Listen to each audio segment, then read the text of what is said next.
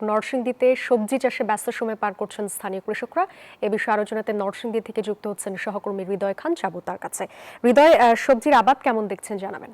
ধন্যবাদ সাদিয়া, আপনি যেমনটি বলছিলেন আমি এই মুহূর্তে রয়েছি সবজির জন্য বিখ্যাত নরসিংদীর শিলমান্দিতে। এখানে আপনাকে যদি আমি দেখাই, প্রায় 30% জমিতে নানা রকমের সবজির আবাদ করেছেন কৃষক। তারা যেমনটি বলছেন আসলে কম খরচে লাভ বেশি হয়, কিন্তু তারা এই সবজির আবাদ করে কিন্তু লাভবান হচ্ছে। একই সাথে এখানে কিন্তু পটল, ঝিঙ্গা, চিচিঙ্গা, লাল শাক, পেঁপে থেকে শুরু করে নানা রকমের সবজির কিন্তু আবাদ করা হয়েছে।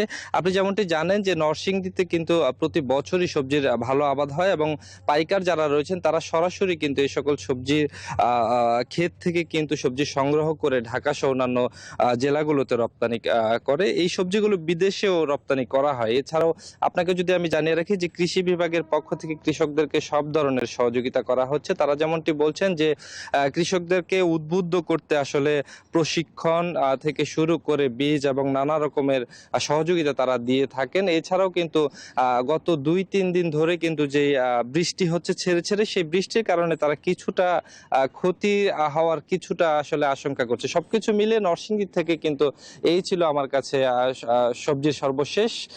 ফিরে যাব স্টুডিওতে সাদিয়ার কাছে। সাদিয়া। হৃদয়, ধন্যবাদ আপনাকে।